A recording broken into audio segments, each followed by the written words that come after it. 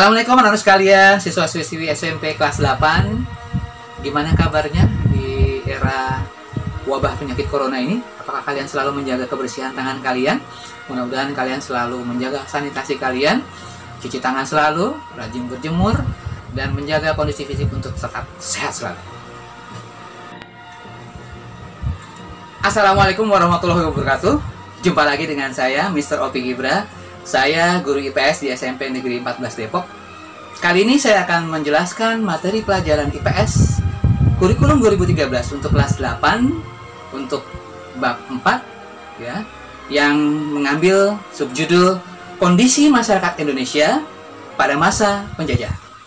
Nah, anak-anak sekalian, nanti kalian akan menerima paling tidak 5 informasi dari Mr. Opi Gibra tentang pertama monopoli, yang kedua tentang kerja paksa atau kerja rodi, yang ketiga tentang sewa tanah, kemudian yang keempat adalah tanam paksa, yang kelima adalah perlawanan terhadap kolonialisme dan imperialisme.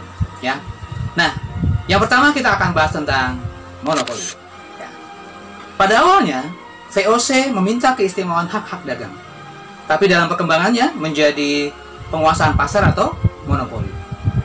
Kemudian VOC menekan para raja untuk memberikan kebijakan perdagangan hanya dengan VOC. Ya, akhirnya VOC bukan hanya menguasai daerah perdagangan, tapi juga menguasai politik dan pemerintahan. Yang kedua, kerja paksa atau kerja rodi. Kerja paksa pada masa pemerintah Belanda banyak ditemukan di berbagai tempat.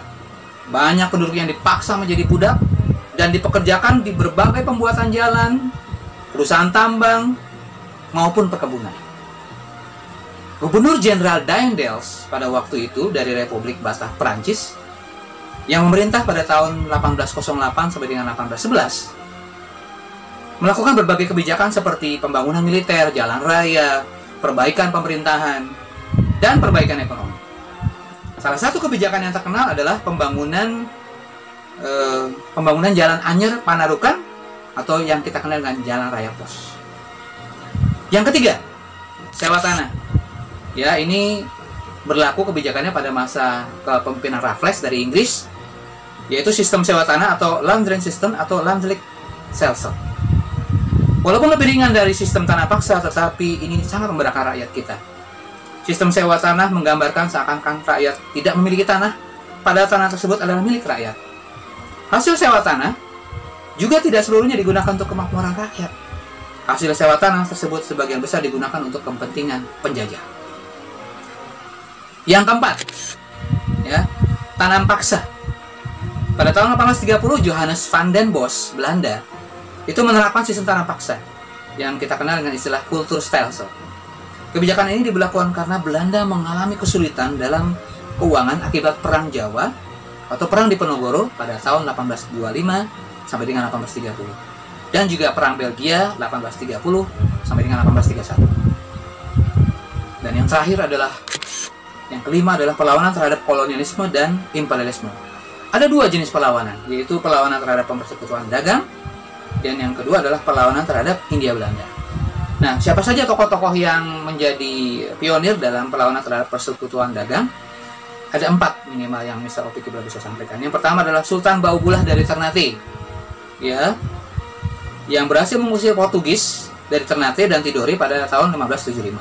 Kemudian Sultan Iskandar Muda dari Aceh juga melakukan perlawanan terhadap Portugis di bumi Aceh.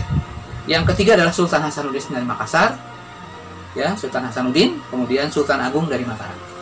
Sedangkan jenis perlawanan yang kedua terhadap kolonialisme dan imperialisme adalah perlawanan terhadap Hindia Belanda.